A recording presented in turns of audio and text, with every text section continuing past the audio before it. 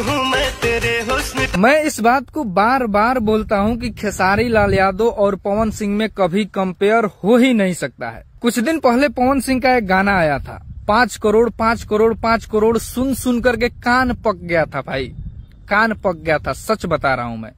और उस गाना आने के 15 दिन पहले से उस गाने का प्रमोशन इतना जोर शोर से ये लोग कर रहे थे ना कि मतलब ऐसा लग रहा था इन लोगों के आंखों में डर सा दिख रहा था मुझे। वो डर इस चीज का था ना कि 5 करोड़ वाला गाना आ रहा है, कहीं फ्लॉप ना हो जाए। अरे खेसारी लाल यादव से सीखो, पावर स्टार अपने आप को कहने वाले, डर जाते हो 5 करोड़ में। और इस गाने को देखो, शर्म करो इस गाने को देख करके। खेसारी लाल यादव का ये वाला गाना आया है SRK म्यूजिक पे, अगर आपने नहीं सुना है तो प्लीज जाइए, गाना ऐसा होता है। इस गाने को देख करके सीखिए पवन सिंह जी।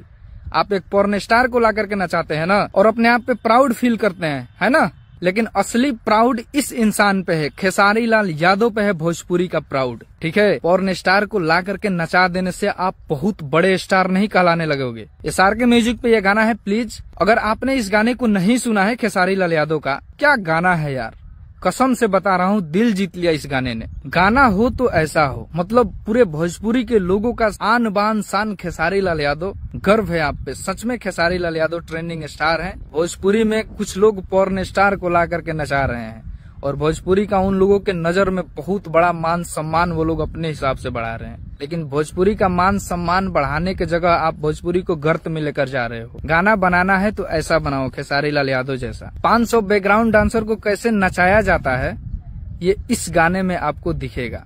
500 बैकग्राउंड डांसर सिर्फ चिल्लाने से नहीं होता है। श्री राम जी के स्वागत में खेसारी लाल यादव ने इस गाने को बनाया है और गाना माइंड ब्लोइंग है। गाने को सुनकर के ऐसा लग रहा है ना कि यार सच में गाना हो तो ऐसा। और इसी प्रकार के गाने से हमारे भोजपुरी का मान सम्मान बढ़ेगा। मैं तो जाते जाते यही कहूंगा कि ये गाना सुन करके जो मैं फील कर रहा हूँ ना, प्लीज एक बार जा करके सुनिए इस गाने को, उसके बाद आप खुद बोलिएगा कि हाँ गाना ये है। जो 5 तारीख का पवन सिंह का गाना आया था ना, इस गाने के पैर में भी वो गाना नहीं है। उस गाने के साथ इसका कंपेयर ही नहीं हो सकता है, क्योंकि वो जो गाना था ना वो भोजपुरी को बदनाम कर रहा था गाना, लेकिन ये गाना जो है ना ये भोजपुरी को सम्मान दे रहा है। भोजपुरी के लोग प्राउड फील कर रहे हैं इस गाने को सुनने के बाद। तो ऐसा काम कीजिए कि नाम हो, लोग अच्छा बोले।